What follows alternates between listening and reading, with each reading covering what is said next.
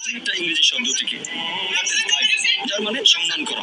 আর যদি নতুন সংস্করণের ওয়েবসাইট ডিকশনারি দেখেন, সেটা হচ্ছে ওয়ার্শিপ মানে কোন ঈশ্বর বা দেবতার আরাধনা করা এবং সম্মান করা, ঈশ্বরের আরাধনা এবং সম্মান করা। আর এই ওয়ার্শিপ শব্দের আরবি করলে হবে ইবাদা। ওয়ার্শিপ শব্দের আরবি হচ্ছে ইবাদা। এই ইবাদার মূল আরবি শব্দ হচ্ছে আব্দ, যার মানে হচ্ছে ভৃত্য। আর একজন ভৃত্যের দায়িত্ব তার মনিবের যাবতীয় ইচ্ছার আদেশগুলো পালন করা। তার ইবাদা মানে আল্লাহ সুবহানাহু ওয়া তাআলার ইচ্ছার কাছে সম্পূর্ণভাবে আত্মসমর্পণ করা। ইবাদা মানে আমাদের স্রষ্টা আল্লাহ তাআলার যাবতীয় ইচ্ছার কাছে সম্পূর্ণভাবে আত্মসমর্পণ করা। আর আপনারা খেয়াল করলে দেখবেন যে এটাও একটা ইবাদতের অংশ হবে যদি আল্লাহ সুবহানাহু ওয়া তাআলার প্রশংসা করেন। আর আল্লাহ পবিত্র কোরআনে বলেছেন সূরা আন-নাসর অধ্যায় নম্বর 110 আয়াত নম্বর 3, আল্লাহ বলেছেন إذا جاء نصر الله والفتح ورأيت الناس يدخلون في دين الله أفواجا فسبح بحمد ربك واستغفره إنه كان توابا। যার মানে প্রশংসা সহ প্রথমে তো মহিমা ঘোষণা করো, প্রশংসা সহ আল্লাহর মহিমা ঘোষণা করো। তাহলে এক ধরনের ইবাদত হচ্ছে আমাদের স্রষ্টা আল্লাহর প্রশংসা করা। অনেকে জিজ্ঞেস করতে পারে যে আল্লাহ তাআলার কাছে মানুষের করা এই প্রশংসার কি কোনো প্রয়োজন আছে? আল্লাহ সুবহানাহু ওয়া তাআলা কি মানুষের এই প্রশংসার উপরে নির্ভর করেন? আসল কথা হচ্ছে পৃথিবীর সব মানুষ যদি আল্লাহ তাআলার প্রশংসা করে সেটা তাকে মহান করতে পারবে না। আর কোনো মানুষ যদি তার প্রশংসা না করে তাতে কোনো ক্ষতি হবে না, তিনি একই রকম থাকবেন। যদি বলেন আল্লাহু আকবার 1000 বার লক্ষবার, তাতে আল্লাহ আরো মহান হয়ে যাবেন না। আবার যদি আল্লাহু আকবার নাও বলেন তিনি ছোট হবেন না, তিনি সবচেয়ে মহান সেরকমই থাকবেন। আল্লাহ পবিত্র কোরআনে বলেছেন সূরা ফাতির অধ্যায় 35 আয়াত 15 যে আল্লাহ সুবহানাহু ওয়া তাআলা কখনোই মানুষের মুখাপেক্ষী নন, বরং আমরা আল্লাহর মুখাপেক্ষী। মানুষের প্রয়োজন আল্লাহ তাআলাকে সকল প্রশংসা কেবল তারই। আল্লাহ তার সৃষ্টির উপর নির্ভর করেন না, সৃষ্টি করা সবকিছু তার উপর নির্ভর করে, আর সকল প্রশংসা কেবল তার। প্রশ্ন করতে পারেন আমাদের প্রশংসা করায় আল্লাহর কি প্রয়োজন? এর কারণ হচ্ছে এটা আমাদের নিজেদের উপকার হবে, কারণ এটা মানুষের একটা বৈশিষ্ট্য। যখন কারো প্রশংসা করছি হয়তো সে খুব বিখ্যাত, আমরা তার কথাগুলো মেনে চলি। যেমন ধরেন আপনার মায়ের হয়তো হার্টের সমস্যা হয়েছে, আর অপশন হচ্ছে দুটো। প্রথম অপশন হচ্ছে ডাক্তার, পৃথিবীর মধ্যে সবচেয়ে সেরা ডাক্তার, 1 নম্বর, খুব বিখ্যাত, সবাই তাকে চেনেন। 1 নম্বর আরেকজন সাধারণ এমবিবিএস ডাক্তার। দুটো অপশনের যে কোনো একটা আপনাকে বেছে নিতে হবে। দুজনেই ফ্রি চিকিৎসা করছে, আপনি কার কাছে যাবেন? সেই ডাক্তারের কাছে যে খুব বিখ্যাত, পৃথিবীর মধ্যে 1 নম্বর হার্ট বিশেষজ্ঞ। আর সেই ডাক্তার যে পরামর্শ দেবে, যেহেতু সে খুব বিখ্যাত আর আপনিও মানেন সবচেয়ে সেরা ডাক্তার পুরো পৃথিবীর মধ্যে, আপনি তার পরামর্শ মেনে চলবেন।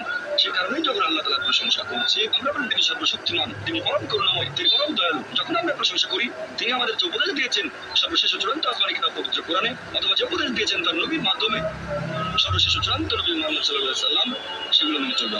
আমরা যে প্রশংসা করি এতে করে আল্লাহ তাআলার কোনো উপকার হয় না, এই প্রশংসার প্রয়োজন নেই। এটা আমাদের উপকারের জন্য যখন আল্লাহর প্রশংসা করছি যে তিনি সবচেয়ে মহান, তিনি সবচেয়ে জ্ঞানী। আর আল্লাহ আমাদের বলেছেন তোমরা মদ খেও না, আমরা মদ খাবো না। যখন মেনে নিচ্ছেন আল্লাহ সবচেয়ে জ্ঞানী, সবচেয়ে মহান, তিনি পরম করুণাময়, এরপর যদি আল্লাহ কোনো উপদেশ দেন সেক্ষেত্রে মানুষের বৈশিষ্ট্য এমন কারো কথা মেনে চলে তিনি সবচেয়ে মহান। সেজন্য আমরা আল্লাহ তাআলার প্রশংসা করি নিজের উপকারের জন্য। আর সে কারণেই আল্লাহ তাআলা পবিত্র কোরআনে বলেছেন সূরা তাহা অধ্যায় নম্বর 20 আয়াত নম্বর 14 যে অবশ্যই আমি আল্লাহ সুবহানাহু ওয়া তাআলা, আমি আল্লাহ, আমি ভিতরে কোনো ভাষ্য নেই। অতএব প্রতিদিন আমার ইবাদত করো, আমার জন্য নামাজ আদায় করো প্রতিদিন। আল্লাহ নির্দেশ দিচ্ছেন প্রতিদিন নামাজ আদায় করো, কারণ এখন পৃথিবীতে দেখবেন চারিদিকে শুধু খারাপ জিনিস, চারিদিকে শুধু ধ্বংস, আমরা কথা হারিয়ে ফেলবো। এই নামাজকে বলা যায় ন্যায়নিষ্ঠতার প্রোগ্রামিং। ইবাদতের এই কাজটা ন্যায়নিষ্ঠতার একটা প্রোগ্রামিং হচ্ছে। একজন ডাক্তার বলবে যে ভালো স্বাস্থ্যের জন্য দিনে কমপক্ষে 3 বার খেতে হবে, তাহলে স্বাস্থ্যবানতার জন্য প্রত্যেকদিন কমপক্ষে 5 ওয়াক্ত নামাজ পড়তে হবে। তাহলে ইবাদতের সবগুলো কাজে আমাদের উপকার হবে। আল্লাহ পবিত্র কোরআনে বলেছেন সূরা বাকারা অধ্যায় নম্বর 2 আয়াত 183 তোমাদের জন্য রোজার বিধান দেওয়া হলো যেমন বিধান দেওয়া হয়েছিল তোমাদের পূর্ববর্তীগণকে, যাতে করে তোমরা শিখতে পারো আত্মসংযম। আমরা রোজা রাখি কেন? যাতে আত্মসংযম শিখতে পারি। এখনকার মনোবিজ্ঞানীরা বলবেন যদি ক্ষুধাকে নিয়ন্ত্রণ করতে পারেন তাহলে নিজের সকালকে নিয়ন্ত্রণ করতে পারবেন। আমরা যখন রোজা থাকি তখন কিছু খাই না, পান করি না, এর থেকে সূর্যাস্ত পর্যন্ত। ক্ষুধাকে নিয়ন্ত্রণ করতে পারলে প্রায় সকালকে নিয়ন্ত্রণ করতে পারবেন। কারণ রোজার মাধ্যমে আমরা আল্লাহ সুবহানাহু ওয়া তাআলার ইবাদত করছি। এখানে উপকার হচ্ছে কার? আল্লাহর না, উপকার হচ্ছে আমাদের। নিজেদের আকাঙ্ক্ষাকে নিয়ন্ত্রণ করা শিখছি। আল্লাহ পবিত্র কোরআনে বলেছেন সূরা মাইদা অধ্যায় নম্বর 5 আয়াত নম্বর 90 ইয়া আইয়ুহাল্লাযীনা আমানু হে মুমিনগণ ইন্নামাল খামরু ওয়াল মাইসিরু নিশ্চয়ই মদ পান এবং জুয়া খেলা ওয়াল আযলামুল আসলামু মূর্তি পূজার বিধি এবং বাতিল নির্ণায়ক শর্ত এগুলো সব শয়তানের কাজ। এগুলো বর্জন করে যাতে সফল কাম হতে পারো। এখানে আল্লাহ সুবহানাহু ওয়া তাআলা আমাদের নির্দেশ দিচ্ছেন যে হে মুমিনগণ নিশ্চয়ই মদ পান এবং জুয়া খেলা, মূর্তি পূজার বিধি মানে মূর্তি পূজা করা, বাতিল নির্ণায়ক শর্ত মানে বাতিল করা না, এগুলো শয়তানের কাজ। এগুলো বর্জন করে যাতে সফল কাম হতে পারো। আর আল্লাহ পরের আয়াতে বলছেন সূরা মাইদা অধ্যায় নম্বর 5 আয়াত নম্বর 91 যে শয়তান মানুষের মধ্যে শত্রুতা আর বিদ্বেষ সৃষ্টি করতে চায় এই মদ এবং জুয়ার মাধ্যমে। আর এগুলো তোমাদেরকে আল্লাহ সুবহানাহু ওয়া তাআলার স্মরণে বাধা দেবে। আল্লাহ আমাদের পথ দেখাচ্ছেন, যখন আমরা নামাজ পড়ি, পবিত্র কোরআন পড়ি, এটাও এক ধরনের ইবাদত। নামাজ পড়া এক ধরনের ইবাদত। আল্লাহ নির্দেশনা পাচ্ছি যে দূরে থাকবো মদ থেকে, জুয়া খেলা থেকে। শয়তান এই কাজগুলোর মাধ্যমে মানুষের মধ্যে শত্রুতা আর বিদ্বেষ তৈরি করে, আর এগুলো আপনাকে আল্লাহ তাআলার স্মরণে বাধা দেবে। ইবাদতের বিভিন্ন কাজগুলো যেখানে আপনি আল্লাহ তাআলার আদেশ নিষেধগুলো মেনে চলছেন, সেগুলো হচ্ছে ইবাদত। মানুষ যখন আল্লাহ সুবহানাহু ওয়া তাআলার কোনো আদেশ নিষেধ মেনে চলছে, তখন সেটা ইবাদত। তবে আপনাকে সে কাজটা করতে হবে সঠিকভাবে। এখানে আমাদেরকে দুটো শর্ত পূরণ করতে হবে। এক নাম্বার হচ্ছে যে আপনি সেই কাজটা করবেন শুধুমাত্র আল্লাহ সুবহানাহু ওয়া তাআলার সন্তুষ্টি লাভের জন্য। নিজেকে মহান করে দেখবেন না, নিজের প্রশংসা করবেন না। আপনি যে কাজই করেন সেটা করবেন আল্লাহ সুবহানাহু ওয়া তাআলার সন্তুষ্টি লাভের জন্য। আল্লাহ যেগুলো নির্দেশ করেছেন সেগুলো মানেন আল্লাহ সন্তুষ্টি লাভের জন্য। নিজেকে মহান করবেন না, প্রশংসা করবেন না, বিখ্যাত হওয়ার জন্য করবেন না। দুই নম্বর শর্ত যে কাজটা পালন করবো যেভাবে আল্লাহ এবং তার রাসূল নির্দেশ দিয়েছেন। আল্লাহ যে কাজগুলো করতে বলেছেন সেগুলো করবেন সেভাবে যেভাবে আল্লাহ করতে বলেছেন অথবা আমাদের নবী করতে বলেছেন। যদি কাজটা অন্য উপায়ে করেন সেটাকে ইবাদত বলা হবে না। তাই করবেন আল্লাহর জন্য, তার নির্দেশ মেনে চলবেন আর নবীর নির্দেশ মেনে চলবেন যেভাবে আল্লাহ এবং তার রাসূল করতে বলেছেন। যদি অন্য কোনো উপায়ে করেন তাহলে সেটা সঠিক নয়। আর আমাদের নবী মুহাম্মদ সাল্লাল্লাহু আলাইহি ওয়াসাল্লামের একটা হাদিস আছে,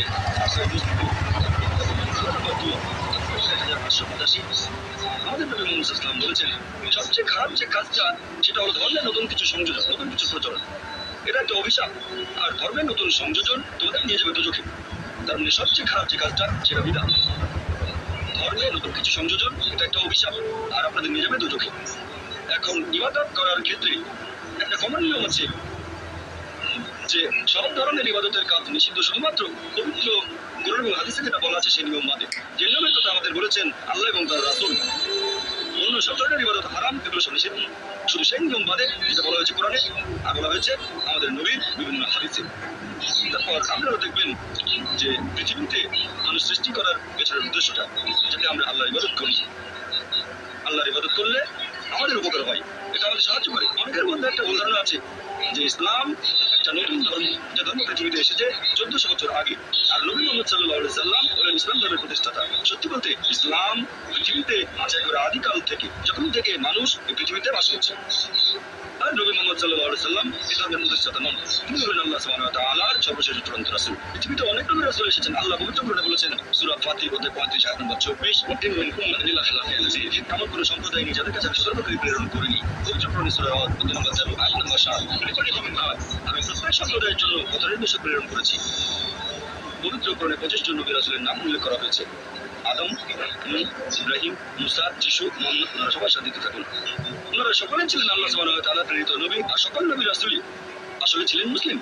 মুসলিম হচ্ছে সেই লোক যে আল্লাহর কাছে নিজের ইচ্ছাকে সমর্পণ করে। আর ইসলাম শব্দটার মূল যে শব্দটা সেটা সালাম, যার মানে শান্তি। আরেকটা মূল শব্দ সালেমা বা সিলম, যার মানে সর্বশক্তিমান ঈশ্বরের কাছে আত্মসমর্পণ করা। তাহলে এক কথা ইসলাম মানে আল্লাহ তাআলার কাছে আত্মসমর্পণ করার মাধ্যমে শান্তি অর্জন করা, সৃষ্টিকর্তার কাছে আত্মসমর্পণ করা। সকল নবী রাসূল একটা বাণী প্রচার করেছেন। আর কেউ যদি নিজের ইচ্ছাকে আল্লাহ তাআলার কাছে সমর্পণ করে তাকে বলা হয় মুসলিম। পবিত্র কোরআনে সূরা আলে ইমরান অধ্যায় নম্বর 3 আয়াত নম্বর 52, ঈসা আলাইহিস সালাম অর্থাৎ যীশু খ্রিস্ট ছিলেন মুসলিম। আল্লাহ পবিত্র কোরআনে বলেছেন সূরা আলে ইমরান অধ্যায় নম্বর 3 আয়াত নম্বর 67 যে ইব্রাহিম নবী ইহুদি বা খ্রিস্টান নন, তিনি ছিলেন মুসলিম। আর যেহেতু আমাদের সৃষ্টিকর্তা একজন, মানুষ জাতি একটা, তাই ধর্ম হওয়া উচিত একটা। সেজন্য আল্লাহ পবিত্র কোরআনে বলেছেন সূরা আলে ইমরান অধ্যায় নম্বর 3 আয়াত নম্বর 19, ইন্নাদ-দীনা ইনদাল্লাহিল ইসলাম। আল্লাহ সুবহানাহু ওয়া তাআলার কাছে একমাত্র গ্রহণযোগ্য দিন হচ্ছে ইসলাম। তার মানে আল্লাহ তাআলার কাছে আত্মসমর্পণ করার মাধ্যমে শান্তি অর্জন করা। আল্লাহ এই কথা আরো বলেছেন সূরা আলে ইমরান অধ্যায় নম্বর 3 আয়াত নম্বর 85, যদি কেউ ইসলাম ব্যতীত অন্য কোনো ধর্ম গ্রহণ করে সেটা আল্লাহ তাআলা কবুল করবেন না এবং আখিরাতে সে হবে ক্ষতিগ্রস্তদের অন্তর্ভুক্ত। যেহেতু আমাদের স্রষ্টা একজন, মানুষ জাতিও একটা, সেজন্য ধর্ম থাকবে একটা। আর সব নবী রাসূল একটা ধর্ম প্রচার করেছেন, স্রষ্টার কাছে নিজের ইচ্ছাকে সমর্পণ করা, শুধু আল্লাহর ইবাদত করব, অন্য কারণ নয়। আর আল্লাহ পবিত্র কোরআনে বলেছেন সূরা বাইনা অধ্যায় নম্বর 98 আয়াত নম্বর 7 যে যারা ঈমান আনে এবং সৎ কাজ করে তারাই সৃষ্টির মধ্যে শ্রেষ্ঠ। এখানে আল্লাহ সুবহানাহু সুবহানাহু ওয়া তাআলা মানুষকে বলেছেন সৃষ্টি সেরা জীব, সবার মধ্যে সেরা। আল্লাহর অনেক মানুষ সৃষ্টি আছে, আকাশমণ্ডলী এবং পৃথিবীতে সবচেয়ে সেরা সৃষ্টি হচ্ছে মানুষ, কারণ আমাদের স্বাধীন ইচ্ছা আছে। আর সেই স্বাধীন ইচ্ছায় যদি আল্লাহ তাআলার নির্দেশগুলো মেনে চলি, আমরা হবো সৃষ্টির সেরা জীব সবার উপরে। ফেরেশতাগণের চেয়েও ভালো হয়ে যাবো আমরা, কারণ ফেরেশতাগণের স্বাধীন ইচ্ছা নেই, মানুষের স্বাধীন ইচ্ছা আছে। তারপরে যদি আল্লাহকে মেনে চলি তাহলে ফেরেশতাগণের উপরে চলে যাবো। তবে আল্লাহর আদেশ না মানলে আমরা হয়ে যাবো শয়তানের ভাই। তাহলে এই মানুষ জাতি আমরা আল্লাহ সুবহানাহু ওয়া তাআলার সৃষ্ট জিনিসের মধ্যে সেরা। আর পবিত্র কোরআনে সবচেয়ে গুরুতর পাপের কথা আছে, সূরা নিসা অধ্যায় নম্বর 4 আয়াত নম্বর 48, যে আল্লাহ তাআলা চাইলে যে কোনো অপরাধ ক্ষমা করবেন। আল্লাহ সুবহানাহু ওয়া তাআলা যদি কখনো চান তাহলে যে কোনো অপরাধ ক্ষমা করতে পারেন, তবে শিরক করার অপরাধ কখনোই ক্ষমা করবেন না। কথাটা আবারও আছে সূরা নিসা অধ্যায় নম্বর 4 আয়াত নম্বর 116, যে আল্লাহ সুবহানাহু ওয়া তাআলা চাইলে যে কোনো অপরাধ ক্ষমা করে দেবেন, তবে শিরক বা তার সাথে অন্য কাউকে শরীক করা কখনোই ক্ষমা করবেন না। মানুষ জাতির জন্য সবচেয়ে বড় পাপ আল্লাহ সুবহানাহু ওয়া তাআলার সাথে অন্য কাউকে শরীক করা, অন্য কাউকে ইবাদত করা, আমাদের সৃষ্টিকর্তা কেবলমাত্র এক আল্লাহকে বাদ দিয়ে। আর আল্লাহ সুবহানাহু ওয়া তাআলার একটা বৈশিষ্ট্য হচ্ছে ভালোবাসা। আমি যে কথা আগেও বলেছি যে আল্লাহ সুবহানাহু ওয়া তাআলা তার সৃষ্টি ভালোবাসেন, যেহেতু আমাদের ভালোবাসেন আর করুণা দিয়ে, আর আমাদের দিয়েছেন সব ধরনের নিয়ামত। আল্লাহ আমাদের অনেক নিয়ামত দিয়েছেন, বাতাস দিয়ে শ্বাস নিই, পানি পান করি, অন্যান্য সুযোগ সুবিধা আল্লাহ আমাদের দিয়েছেন, কারণ আমাদের ভালোবাসেন। আর যারা আল্লাহর নির্দেশ মেনে চলে তিনি তাদের জন্য ঠিক করে রেখেছেন বেহেশত, মানে পরকালের জীবনে, কারণ তিনি ভালোবাসেন। আমাদের নবী মুহাম্মদ সাল্লাল্লাহু আলাইহি ওয়াসাল্লাম বলেছেন, এটা আছে সহিহ মুসলিমে খণ্ড নম্বর 1 হাদিস নম্বর 67, যে সেই মানুষজন ইমানের মিষ্টতার স্বাদ গ্রহণ করেছে যারা এই তিনটা কাজ করে। 1 নম্বর, যারা ভালোবাসে আল্লাহ এবং তার রাসূলকে অন্য যে কারো চেয়ে বেশি ভালোবাসে। 2 নম্বর, যারা ভালোবাসে মানুষকে, ভালোবাসে লোকজনকে আল্লাহ সুবহানাহু ওয়া তাআলার খাতিরে। আর 3 নম্বর, যারা ঘৃণা করে অবিশ্বাসী হওয়াটাকে, আল্লাহ সেই পথ থেকে তাদের রক্ষা করেন, কারণ তারা দুজকে যেতে চায় না। যেসব মানুষ এই তিনটা কাজ করবে, আমাদের নবী মুহাম্মদ সাল্লাল্লাহু আলাইহি ওয়াসাল্লামের হাদিস অনুযায়ী তারা ইমানের সত্যিকারের মিষ্টতার স্বাদ গ্রহণ করেছে। আর আল্লাহ পবিত্র কোরআনে বলেছেন সূরা আলে ইমরান অধ্যায় নম্বর 3 আয়াত নম্বর 31, আল্লাহ নবীকে বলতে নির্দেশ দিচ্ছেন, যারা আল্লাহকে ভালোবাসো তারা আমাকে অনুসরণ করো, আল্লাহ তোমাদের ভালোবাসবেন এবং ক্ষমা করে দেবেন। এখন আপনারা দেখবেন যে আমরা মানুষরা, আমরাও ভালোবাসি অন্য মানুষকে, ভালোবাসি আমরা আমাদের বাবা এবং মাকে, ভালোবাসি আমাদের স্ত্রীকে, ভালোবাসি সন্তানদের। আর আমরা এদের ভালোবাসি তার কারণটা হচ্ছে যে এই মানুষগুলো আমাদের কিছু ব্যাপারে সাহায্য করেছে। যেমন ধরেন, আমরা মাকে ভালোবাসি কারণ তিনি 9 মাস আমাদের গর্ভে ধারণ করেছেন, ছোটবেলায় যত্ন নিয়েছেন, আমাদের বড় করেছেন। ভালোবাসি ভাইদের, ভাই তাদের কাছে কিছু পেয়েছি বা কিছু আশা করছি, আমরা তাদের ভালোবাসি। এইভাবে দেখলে আল্লাহ তাআলা আমাদের অনেক সাহায্য করেছেন। আল্লাহ পবিত্র কোরআনে বলেছেন সূরা ইব্রাহিম অধ্যায় নম্বর 14 আয়াত নম্বর 34, যদি তোমরা আল্লাহ তাআলার অনুগ্রহ গণনা করো তার সংখ্যা নির্ণয় করতে পারবে না। তাহলে সামান্য কিছু সাহায্যের জন্য বাবা মাকে যদি আমরা এত ভালোবাসি, আল্লাহ সুবহানাহু ওয়া তাআলাকে কত ভালোবাসা উচিত। ভালোবাসা বিভিন্ন রকম, আমরা মানুষরা পশু পাখিদের ভালোবাসি, মানুষদেরও ভালোবাসি, তবে পশু পাখির প্রতি আমরা যে ভালোবাসা দেখাই সেটা একটু আলাদা ধরনের, মানুষের প্রতি মানুষের ভালোবাসা যে একটু আলাদা। একইভাবে আল্লাহ সুবহানাহু ওয়া তাআলার প্রতি ভালোবাসা, এটা মানুষের প্রতি মানুষের ভালোবাসার চেয়ে বেশ আলাদা হবে, এটার অবস্থান অনেক উপরে। আল্লাহর প্রতি ভালোবাসা আরো উপরে। এর পেছনের উদ্দেশ্যটা আরেকটা দৃষ্টিভঙ্গি থেকে দেখি, এটা হলো মানুষের দৃষ্টিভঙ্গি, যে এই পৃথিবীতে আমাদের অস্তিত্বের পেছনের উদ্দেশ্যটা কি। আল্লাহ আমাদের বানিয়েছেন, পৃথিবীতে পাঠিয়েছেন, এখানে আমাদের প্রয়োজনটা কি, আমাদের এই অস্তিত্বের উদ্দেশ্যটা কি। আল্লাহ এর উত্তরে বলেছেন সূরা নূর অধ্যায় নম্বর 67 আয়াত নম্বর 2, আল্লাহ বলেছেন, আল্লাযী খালাকাল মাউতা ওয়াল হায়াতা, যে আল্লাহ সৃষ্টি করেছেন মৃত্যু ও জীবন পরীক্ষার জন্য। কে তোমাদের মধ্যে কর্মে উত্তম? আল্লাহ সৃষ্টি করেছেন জীবন ও মৃত্যু পরীক্ষার জন্য, কে তোমাদের মধ্যে কর্মে উত্তম? আল্লাহ পবিত্র কোরআনে বলেছেন সূরা আলে ইমরান অধ্যায় নম্বর 3 আয়াত 185, আল্লাহ বলেছেন, কুল্লু নাফসিন যায়কাতুল মউত, প্রত্যেক জীব মৃত্যুর স্বাদ গ্রহণ করবে, আর চূড়ান্ত বিচার হবে রোজ কিয়ামতের দিনে। যাকে সেদিন দোজখ থেকে রক্ষা করা হবে আর বেহেশতে দাখিল করা হবে, সেই পৃথিবীর উদ্দেশ্য অর্জনে সফল কাম। কারণ এই পার্থিব জীবন ছলনাময় ভোগ ব্যতীত আর কিছুই নয়। তার মানে এই পৃথিবীতে আমাদের ইহকাল, এটা পরকালের জন্য একটা পরীক্ষা। যদি আল্লাহ সুবহানাহু ওয়া তাআলার আদেশগুলো মেনে চলেন তাহলে পরকালের জীবনে বেহেশতে যেতে পারবেন, আর আদেশগুলো না মানলে বেহেশতে যেতে পারবেন না, দোজখে যাবেন। তাহলে এই জীবন আমাদের অস্তিত্বের পেছনের উদ্দেশ্য, আল্লাহ বলছেন পরকালের জন্য পরীক্ষা। আর আল্লাহ পবিত্র কোরআনে বলেছেন সূরা আনকাবুত অধ্যায় নম্বর 29 আয়াত নম্বর 2, যে তোমরা কি মনে করো আমরা ঈমান এনেছি এটা বললেই তোমাদের ছেড়ে দেওয়া হবে? তোমাদের অবশ্যই পরীক্ষা নেব। যদি শুধু মুখে বলেন আল্লাহকে বিশ্বাস করি, আমি একজন মুসলিম, আমি একজন মুমিন, এটা বললেই আল্লাহ ছেড়ে দেবেন? এখানে পরীক্ষা শেষ। আল্লাহ বলছেন তোমরা জানো না আমি পরীক্ষা করবো? শুধু বললেন আমি একজন মুসলিম, শুধু মুখে বললেন আমি বিশ্বাসী, মুখে বললেন আমি আল্লাহর কাছে নিজের ইচ্ছাকে সমর্পণ করি, তাহলে আপনাকে ছেড়ে দেওয়া হবে না। আল্লাহ অবশ্যই পরীক্ষা করবেন। আল্লাহ পবিত্র কোরআনে বলেছেন সূরা বাকারা অধ্যায় নম্বর 2 আয়াত নম্বর 155, আমি অবশ্যই তোমাদের পরীক্ষা করব ক্ষুধার ভয় দিয়ে, জীবন আর ধন সম্পদের ক্ষয়ক্ষতি দিয়ে, এবং ফল ও ফসলের ক্ষয়ক্ষতি দিয়ে। আর শুভ সংবাদ দাও তাদের যারা ধৈর্যশীল, আল্লাহ সবাইকে পরীক্ষা করবেন ভয় দিয়ে, ক্ষুধা দিয়ে, জীবন আর ধন সম্পদের ক্ষয়ক্ষতি দিয়ে, ফল ফসলের ক্ষয়ক্ষতি দিয়ে। আল্লাহ অবশ্যই পরীক্ষা করবেন, আর আল্লাহ এক একজনকে এক একভাবে পরীক্ষা করেন। আল্লাহ পবিত্র কোরআনে বলেছেন, সূরা আনাম অধ্যায় নম্বর 6 আয়াত নম্বর 165, আল্লাহ বলেছেন যে তিনি কিছু মানুষকে অন্যদের তুলনায় বেশি মর্যাদা দান করেছেন। আল্লাহ সুবহানাহু ওয়া তাআলা কিছু মানুষকে অন্য মানুষদের তুলনায় বেশি মর্যাদা দিয়েছেন। আল্লাহ